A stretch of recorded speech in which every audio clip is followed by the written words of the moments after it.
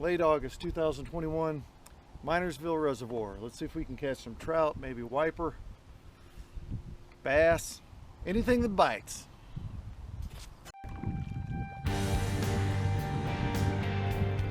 The action started soon after hitting the water. I hooked into this feisty hybrid bass. If you've never caught a hybrid bass or a wiper, they are strong, strong fighters. Pound for pound, one of the strongest freshwater fighters in North America. They are so fun to catch. This one pulled me all over the south end of the lake.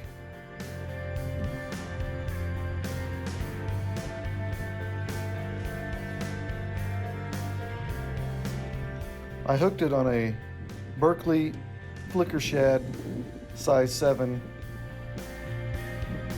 and a bluegill pattern.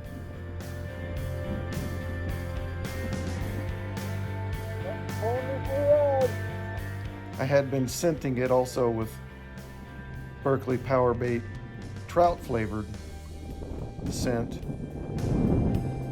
but wipers like any kind of smelly bait, so I always put some kind of attractant on my hard baits.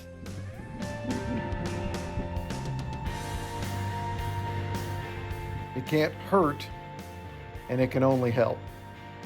If nothing else, it covers up the scent of gasoline or sunscreen.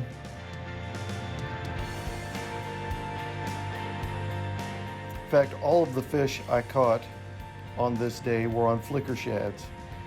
The smaller fish, the trout and the bass, were caught on size 5s, various colors.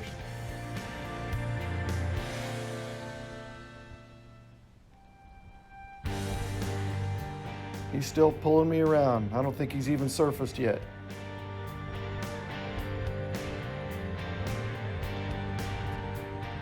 They call that going on a sleigh ride.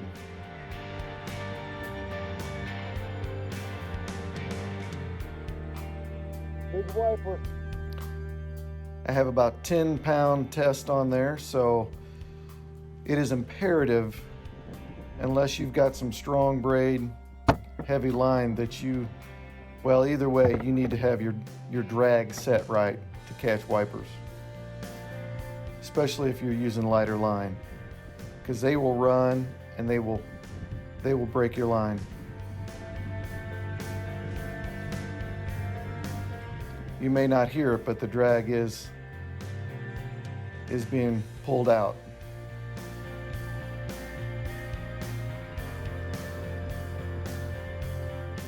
And there he finally surfaces. But the fight is just half over. He may be tired, but getting him into the boat is another thing. He's too big for the net. I thought I'd give it a shot, but it wasn't happening, so I didn't even try. You may think, well, just lip them and pull them in there. But first, they have small mouths, so they're not easy to lip.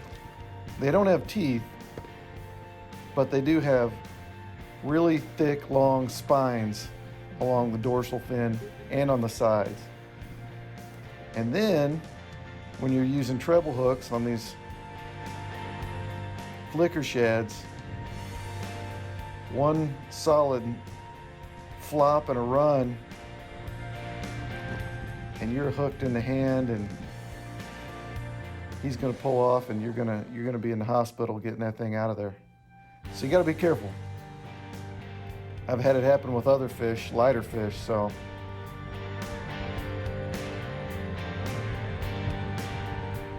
this ended up being about a 10-minute fight. I post the whole video on another video. I edited down this one just a little bit.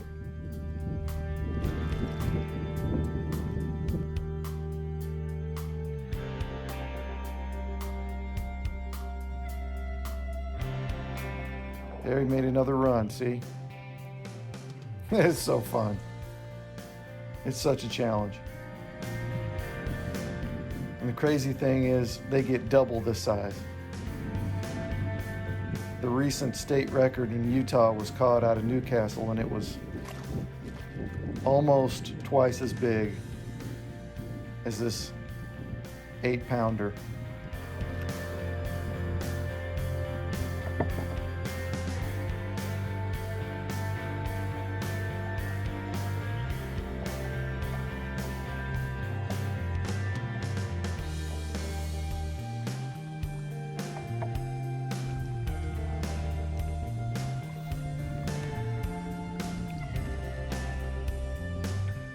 See if I can get a little bit closer over here to the bank, have a little bit more control, tire them out just a little bit more.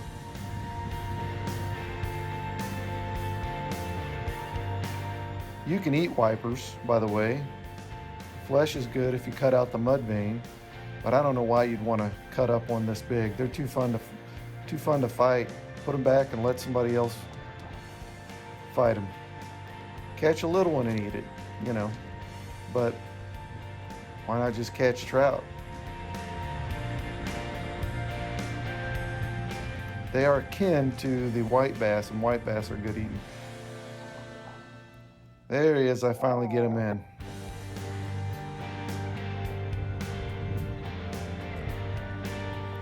Smile for the camera.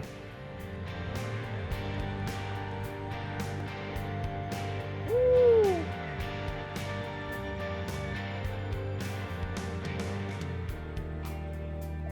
24-inch wiper. 24 inches. Probably about 8.5 pounds.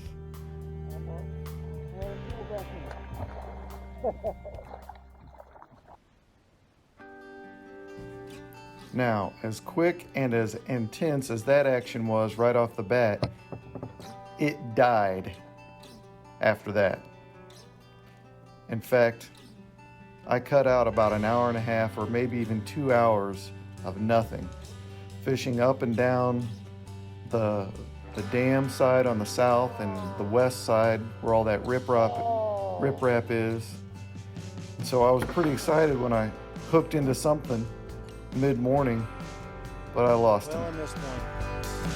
Hooked him and he came off. Wasn't anything huge, but any bite is a good bite when you've been 2 hours without one. But as I started moving up the west side of the lake, I started getting more and more bites. It's funny how just a bite here or there and a fish landed can suddenly boost your confidence. You start focusing, start having a little bit more energy. They're just little smallmouth, but anything to get that fishing confidence back is good.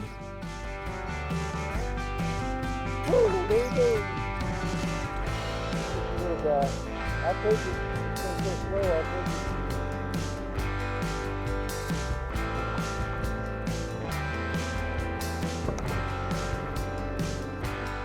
So I hooked and landed 2 smallmouth back to back. Started feeling a little bit better about myself. Although when you catch a big fish like that early in the morning, you kind of don't worry about the rest of the day. The pressure's off, right?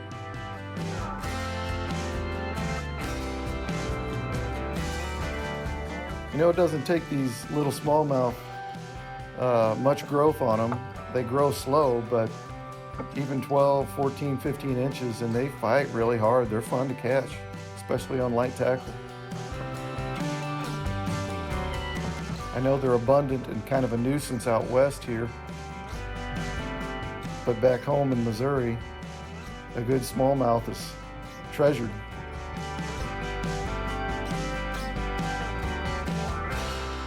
He's a little guy. That's why I can hardly Fun to catch, though. get myself to cut them up. You can eat them. They're not incredibly tasty, but you fry anything in the right batter, it's good.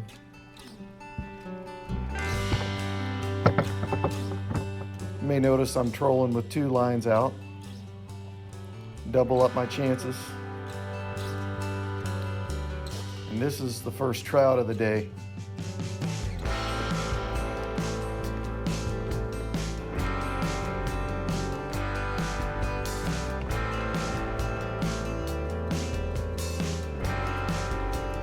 Gets a little complicated in my small kayak with 2 rods in the water and a net and 2 cameras rolling with 2 paddles.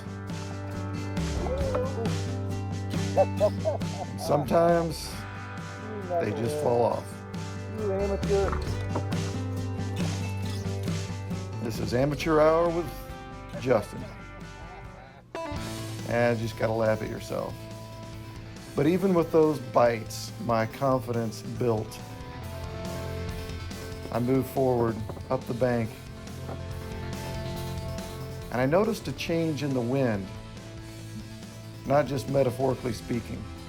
The wind was beginning to turn from the north to the south and started to blow stronger. The other thing I noticed is when I got up that northwest side is that there were dragonflies all over the water. And I think the trout were biting on those dragonflies. And you don't even have to have a fly to catch them. If they're there feeding up, slowly drag a crankbait through there and they'll hit it. If they're hungry enough and they're eating, they'll hit it. And this lake is known for healthy rainbow trout, some browns in there as well. By the way, at this time, because of the drought in the summer of 2021, this year, they opened up the regulations so you could keep 4 trout any size and use any kind of lures or bait to catch them. They want them to be caught and harvested because they're likely going to die anyway with the low water and high temperature conditions. They'll just have to restock. It'll take a few years for the lakes to recover, but in the meantime, the fishing's very good. Less water means less room for the fish to be in. They're more packed in there, right? Theoretically, it should be easier to catch the fish when the conditions are right. If they're not biting, they're not biting. Some of you purist trout fishermen might be growling at how rough I'm treating these fish, but I'm keeping them. I'm not planning on releasing these, so I don't care if they flop around, get hooked, and bang around. I'm not putting them back. I'm taking them home for the plate. You know, 13, 14 inch, 15 inch trout, they're good eaters. I think that was number 2. And they smoke those crankbaits. Those Berkley flicker shads, they just smoke them. And I think because the water's a little bit warmer, as you're reeling them in, they don't fight very hard until they get up to the boat, and then they start acting pretty crazy. It's a fun little fight.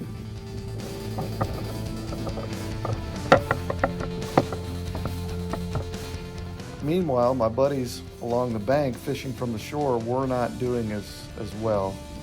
Even using power bait, they couldn't get their bait far enough out to the fish. They would get some, but not out here, and it was about 40, 50 yards offshore is where they were hitting these dragonflies.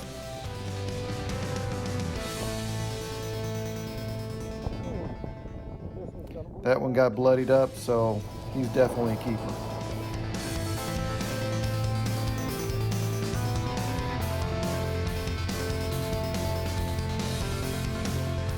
Now you can tell the wind is at my back, which means it's from the south. It had turned at this point, which unfortunately blew a lot of the dragonflies off, but the trout were still present and were still biting. The bite was starting to slow down, but you could still get them. In the meantime, I had caught a couple smallmouth, but they were nothing anybody'd really want to see. Just another few small ones like I caught earlier. This is a nice sized trout though. I might have considered releasing him or her, except that it had a big scar on its back. And I figured it wasn't going to live much longer anyway.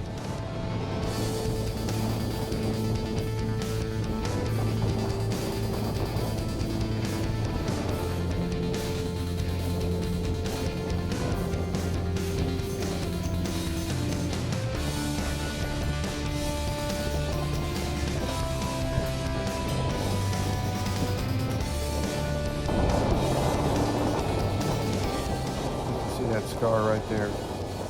I don't know if it was a cancer or a wound from, say, a bird or a turtle or another fish. Who knows?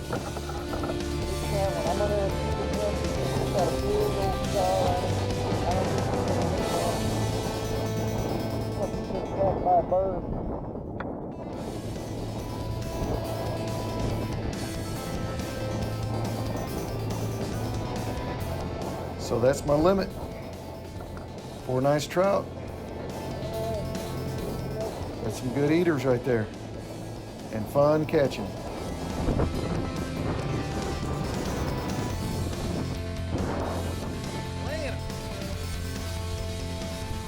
So I hope you've learned a little bit. Hope you've enjoyed this video.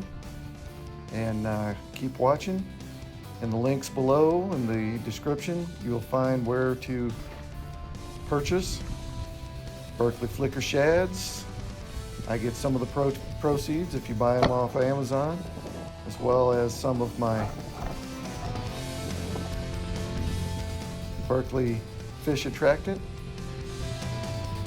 Refurbished GoPros. I use a GoPro 3 most of the time for video. Thanks for watching, guys. Hope you enjoyed it.